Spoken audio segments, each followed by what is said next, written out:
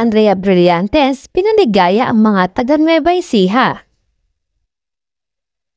Tuloy-tuloy lang sa trabaho si Andrea Brillantes sa gitna ng trending ng paghihiwalay ni Catherine Bernardo at Daniel Padilla dahil di umano sa kanya. Kinantahan niya at nakipagbanding siya sa mga residente ng Palayan City, Nueva Ecija. Ibinahagi ng Star Magic Philippines ang ilang picture at video ng performance ng actress sa 50th founding anniversary ng Palayan City.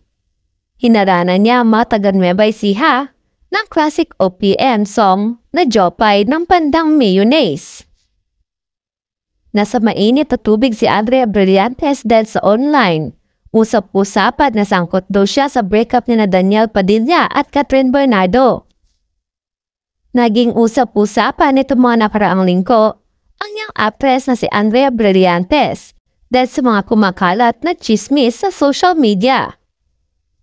Sa gitna ng mga chismis at kontrobersya, nag-Instagram ang Star Magic Philippines para ibahagi ang isang clip at ilang larawan ng kamakailang gig ni Andrea. Nagkaroon ng insightful interview si Andrea Brillantes kay Luis Manzano sa pinakabagong Luis Listens vlog. Tinanong ni Luis si Andrea tungkol sa mga katangiang hinahanap niya sa kanyang magiging partner. Sinabi ng 20 years old na actress kay Luis na kailangan niya ng tunay na lalaki. Binanggit din ng senior high. Star ang ilang katangian ng isang tunay na lalaki.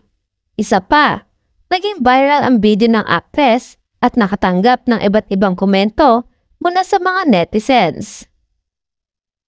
At ina ni Andrea Brillantes ibinida ang negosyo ng anak sa social media. Si Belle Brillantes, ang ina ni Andrea Brillantes, ay pumunta sa IG stories para ibahagi ang Lucky Beauty sa kanyang mga followers. Pinakita niya ang nangyayari sa punong tanggapan ng negosyo ni Andrea. Kamakailan naging trending topic siya pagkatapos niyang sumagot sa isang basher. Tinanong ng basher ang nanay ni Andrea kung paano niya pinalaki ang actress. Kamakailan lang humataw sa headline si Belle nang sumagot siya sa isang basher na nagtanong sa kanya kung paano niya pinalaki ang anak nito. Hindi siya umimik sa pagsagot sa isang basher na nagtanong sa kanya kung paano niya pinalaki ang kanyang anak. Sinabi agad ni Belle na pinaaral si Andrea ang kanyang mga kapatid, nagpatayo ng bahay, may sariling negosyo. Tinanong din niya ang netizens kung meron ba siyang anumang kontribusyon sa mundo.